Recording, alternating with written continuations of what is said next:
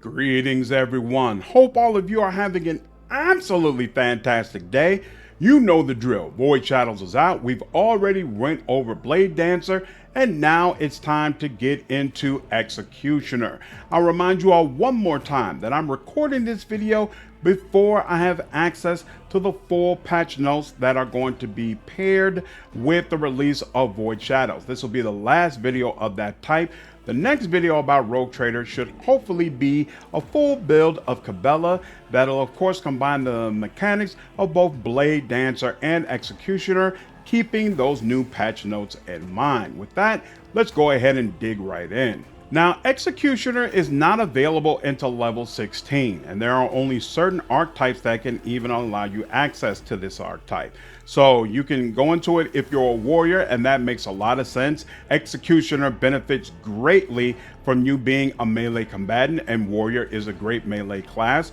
You can also get into it if you're an operative. Executioner does have multiple skills that are going to scale off of intelligence, which is obviously something you want to pump up high for operative. You can do this. I don't feel like it works all that well. I prefer combining operative with bounty hunter or assassin, but the opportunity is there. And then finally, you have Blade Dancer. I think Blade Dancer and Executioner go together the best because Blade Dancer allows you to impact so many enemies in one turn, so you can spread around a lot of damage over time effects using this combination. It's really interesting how that unfolds. Now, keep something in mind. Executioner is all about making your damage over time effects more powerful, which can obviously benefit a Pyro Psyker. But I would venture to say you really need to be a melee Pyromancer to get the most out of this. With a ranged Pyromancer, you're most likely going to want to choose Soldier, and you're also probably going to want to choose the Imperial, the homeworld that gives you access to, I forgot the name of the talent, but it allows you to trigger another attack as long as it's a ranged attack multiple times. And so ranged psychers really benefit from all of that, right?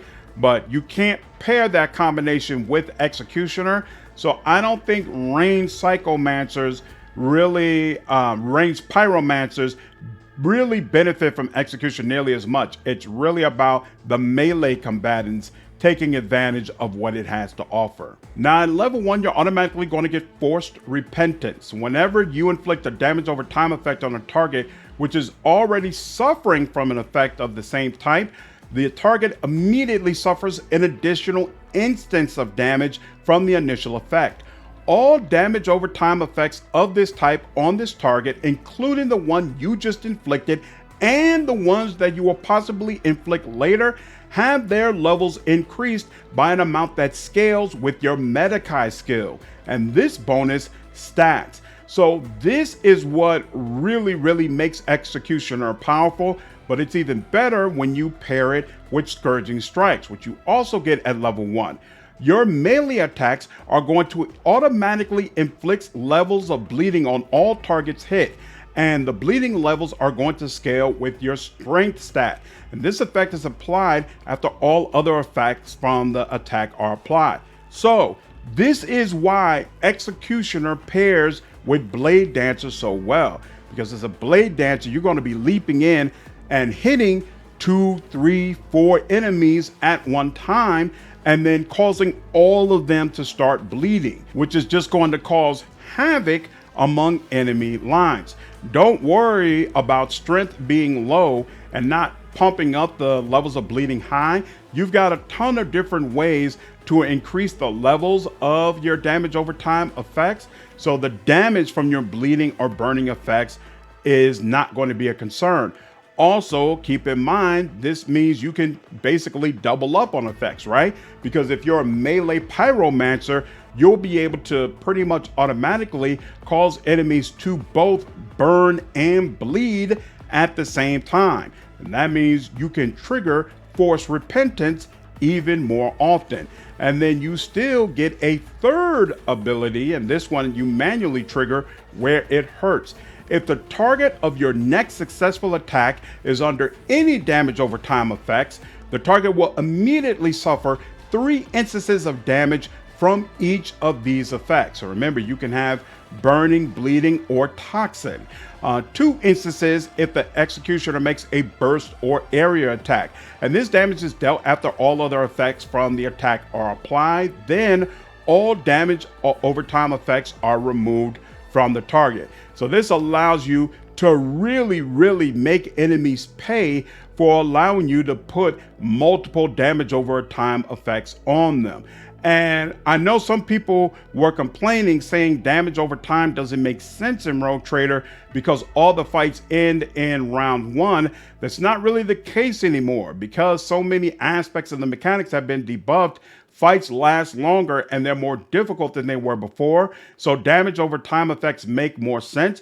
But even more importantly, you have opportunities like this to cause immediate pain with your damage over time effects. So it's still very useful to make enemies bleed and burn when you are an executioner. Now at level 4, you're going to get your ultimate ability, Carnival of Misery. Until the end of combat, all damage dealt to enemies by damage over time effects is increased by 100% after all other modifiers. This effect stacks and can be inflicted by more than one executioner. And that's another interesting thing about executioner.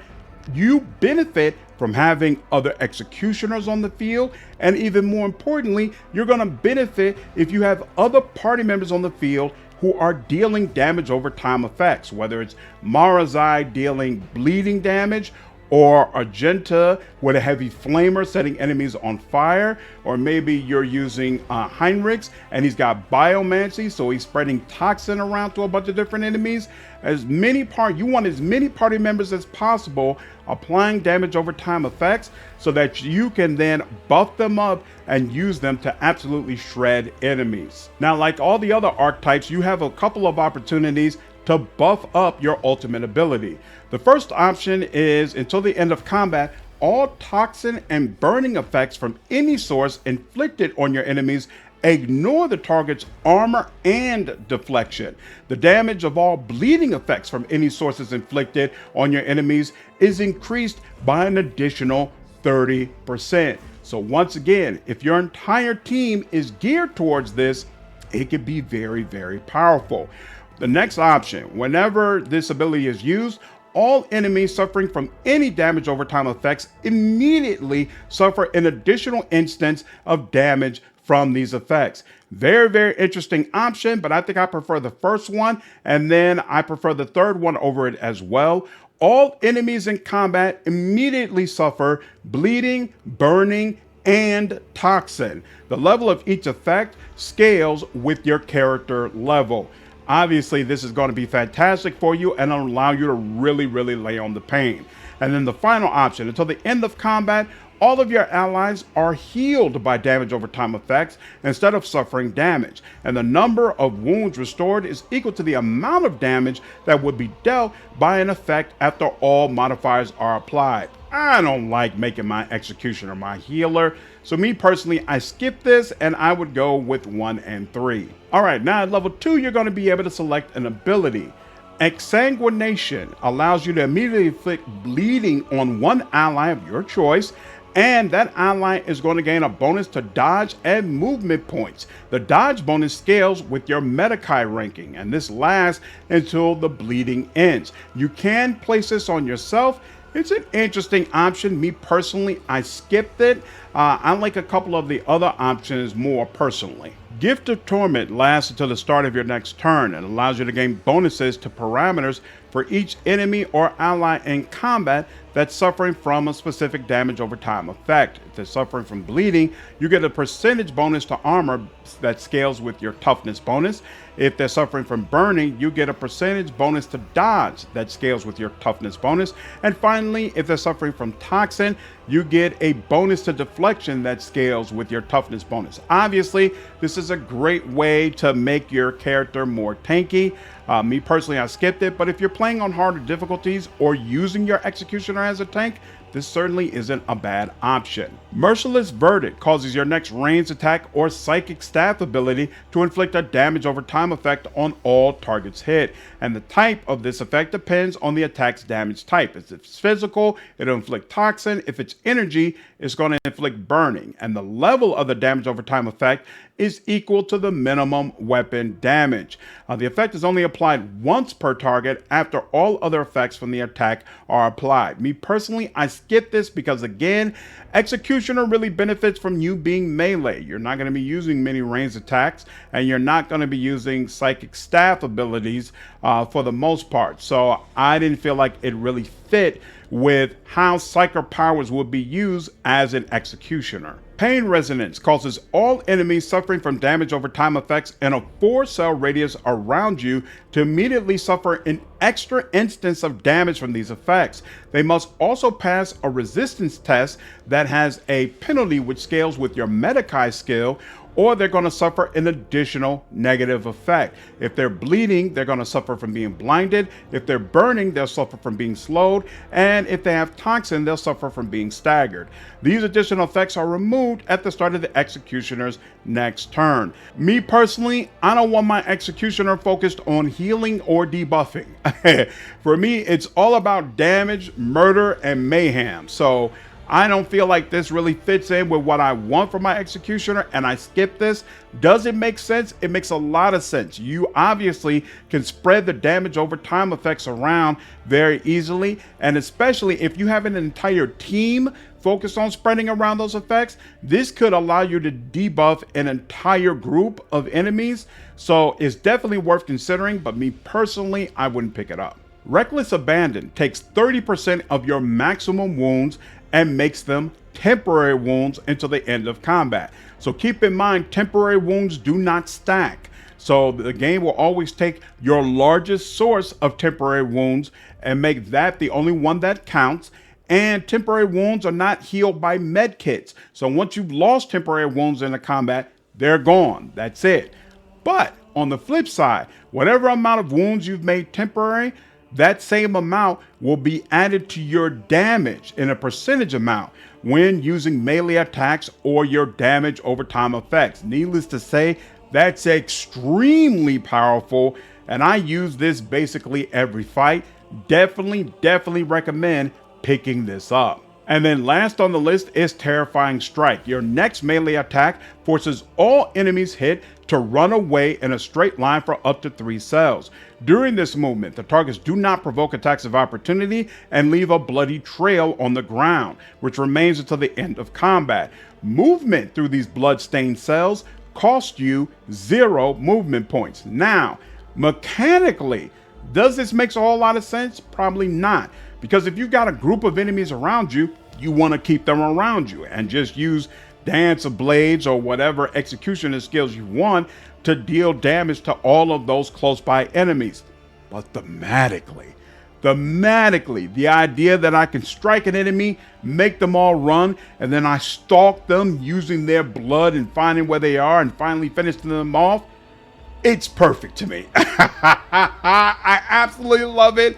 I think it's fantastic. And so consequently, this is a skill that I really like, and I would go ahead and pick it up. All right, now that we have gotten through the basic information, the ultimate ability, and the regular abilities that you can select, let's talk about the talents. Acute Pain is triggered when an enemy suffers damage from a damage over time effect inflicted by you for the first time in combat, and this damage is increased by 100%. No question, you want this. Maybe it should be the first talent you pick up. All-encompassing agony is triggered if an enemy is suffering from any of your damage over time effects and is suffering from bleeding, burning, and toxin all at the same time. These effects can come from you, from a pyromancer, or a navigator. And if you're able to trigger this, all of the damage over time effects deal 30% more damage to that enemy. Once again, it helps you so much if you have a bunch of different people who are dealing all of the different types of damage over time effects. If you can pull that off, this is absolutely worth having. Anatomy Expert. The maximum number of wounds for you depends on Medikai instead of toughness.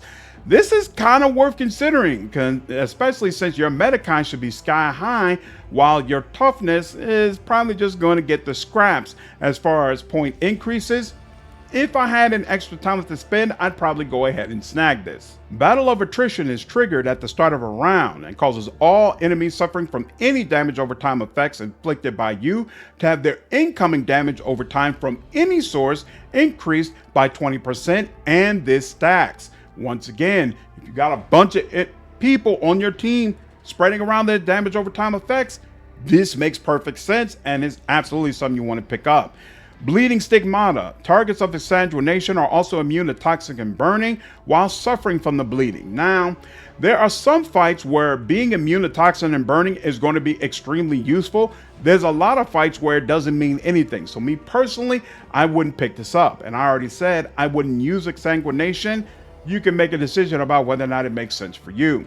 Bloody Trail. While moving, all bleeding enemies leave a bloody trail on the ground, which remains for 1 round. Moving through these blood-stained cells costs the executioner no movement points. Again, I love the concept of following an enemy's bloody trail. So I would take this. I would take this very late. I'd probably take this as an exemplar, but sooner or later I'd want to pick this up because I think it's really cool. But speaking in general, Executioner, again, I recommend that you combine it with Blade Dancer. Blade Dancer gets a ton of movement points. It should be relatively easy to get around the battlefield, so you don't really need this. Death in the Air. Whenever an enemy suffering from toxin inflicted by you dies, all enemies in a 2-cell radius around the enemy suffer 3 levels of toxin. If you're spreading around a lot of toxin, this is going to make sense. Me personally, I don't, although honestly, as a Biomancer, you do get some extra talents that really help in melee combat. So this combination makes sense, but I personally would go the Pyro route. Death Warrant. The level of the damage over time effect inflicted by your Merciless Verdict is increased by an amount that scales with your maximum weapon damage. Again, I wouldn't use Merciless Verdict. You're not most likely going to be playing as a character who's comfortable at range, so this talent doesn't make any sense either. Deep Laceration. When using Scouring Strikes, your melee critical hits inflict 3 times your strength bonus levels of bleeding instead of 2 times.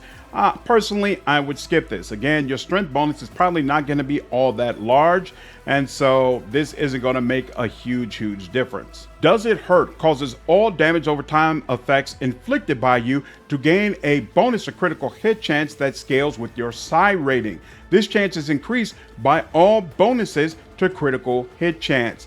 Absolutely, I would say this makes sense if you're a Pyromancer. Everlasting Agony causes the duration of negative effects inflicted by pain resonance to increase by 1 round, and the penalty to the corresponding resistance test is increased by an amount that scales with your Metakai skill. Again, I would skip pain resonance. I don't feel like you want to focus on your character debuffing enemies, and so consequently I would skip the talent as well.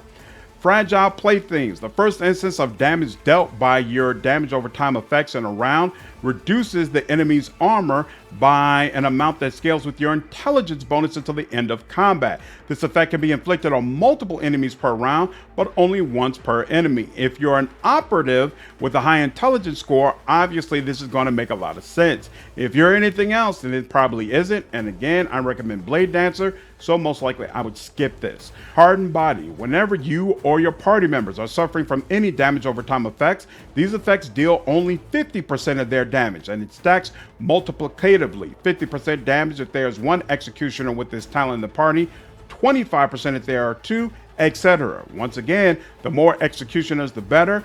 If you're a Pyromancer who's setting himself on fire and having to deal with the damage from that effect, obviously this is going to be really nice. And just in general, there's a lot of enemies who love to use damage over time effects, so all the way around, I'd recommend picking this up. Internal Bleeding. When pushing an enemy, you also inflict 3 levels of bleeding on that enemy.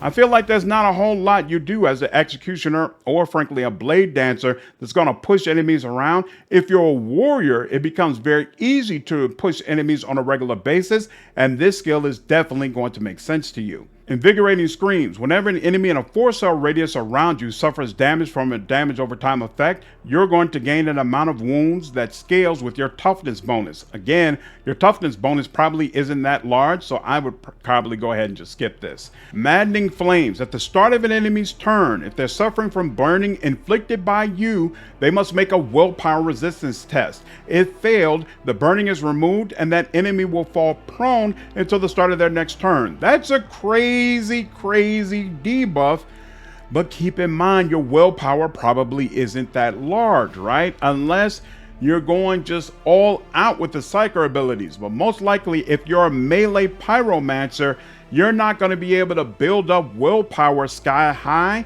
So a lot of enemies will be able to pass this test, but it might still be worth taking. You'll probably have allies on your team who are reducing enemies' willpower anyway, making them more susceptible to this effect. Prone is a very powerful debuff that makes it significantly easier to damage enemies. This might be worth picking up. Master of Torture. You deal 5% more damage to a target for each type of damage over time effect inflicted on the target. Once again, if you got multiple party members using bleeding, burning, and toxin, that's going to be an automatic 15% increase to damage against certain enemies, especially when you all are ganging up on bosses. This is definitely worth taking. Perfect Anatomy. The Executioner's armor is increased by 5%. Personally, I would skip this. If you're combining this class with Blade Dancer, then most likely you're depending on dodge from agility. If you're combining it with Warrior, you're most likely using heavy armor. 5% is nice, but I don't think it's worth the talent. So either way, I would recommend just skipping this. Racking Weakness. The damage dealt by your damage over time effects is increased by 1% for every 10% penalty to armor suffered by the target from any source.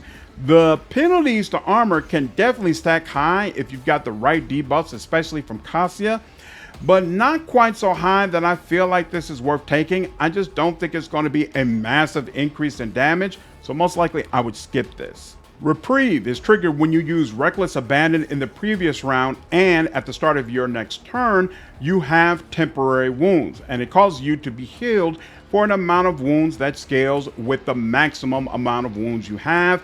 Again, I would skip this. Reprieve is triggered when you use Reckless Abandon in the previous round, and then by the start of your turn, you still have temporary wounds. Then it causes you to be healed for an amount that scales with the maximum amount of wounds you have. Me personally, this still isn't worth it. It's all about damage and killing, and obviously the bonus isn't really all that large. I would skip this. Reveling in Suffering. When you use Gift of Torment, each adjacent creature counts as 2 for the purpose of calculating the bonuses granted. Obviously, I skipped Gifts of Torment, so I would skip this. The bonuses, I mean, you should constantly be surrounded by enemies. So getting extra bonuses from adjacent creatures, if you're really worried about increasing your defenses, this kind of makes sense. But honestly, even if I was using Gift of Torment a lot, I'd probably still skip it. Sickening Pain. Whenever a single instance of damage from any of your damage over time effects deals damage equal to or more than 10% of the enemy's maximum wounds, that enemy gains 1 stack of fatigue. Now, fatigue is going to inflict a penalty to strength, toughness, and agility, and also reduces their movement points by 1. Me personally, that isn't worth it. I would skip this. Sower of Distress. Enemies suffering from any damage over time effects inflicted by you also suffer a penalty to their resistance test that scales with your Metakai skill. Now, the question becomes, do you have a lot of things happening that test enemies' resistance tests? For example, Cassia using some of her abilities, or Adira using some of her abilities. If so, this is really useful. And even though I'm not a big fan of making your Executioner a debuffer, your Metakai skills should be sky high, so you could create a really significant penalty to the enemy's resistance tests, and then subsequently make them susceptible to some really nasty things your party members can do. I would probably go ahead and pick this up. Tormenting Sprain. Whenever an enemy suffering from any of your damage over time effects dodges your attack all damage over time effects currently inflicted on that enemy now deal an additional 10% damage, and this stacks. Absolutely fantastic for those hard to hit bosses and elites who love to dodge and parry your attacks all the time. This is going to help ensure that they're taking damage no matter what. Unbearable Presence is triggered when you use Terrifying Strike, and now forces the enemies to make a willpower resistance test with a penalty that scales with your strength bonus. If that test is failed, they're going to provoke attacks of opportunity from your allies during the force movement. So remember, at base level, the enemies will run away, but they will trigger no attacks of opportunity. So this is really huge if you know you're running with a lot of party members who are in melee range. You could potentially have these enemies all dash out and take additional attacks from your team. Depending upon the makeup of your squad, this could be really, really nice. And then finally, Vivisection. You're going to gain a bonus to Lore Xenos that scales with your Metakai skill. Me personally, I would skip this, but it is important to have Lore Xenos. So if you just absolutely do not have anybody else who can cover it, this is definitely something to consider. And that's it. That's the full breakdown of all the mechanics for Executioner. Now I will definitely move into doing builds. So I'll do builds for Cabela and some of the other party members that I feel like need to be updated after so many patches have gone through the game. Let me know down in the comments if there's specific builds or content you would like to see from the channel regarding Rogue Trader. I'd absolutely be happy to provide whatever the community wants. Hope all of you enjoyed this video. Take care.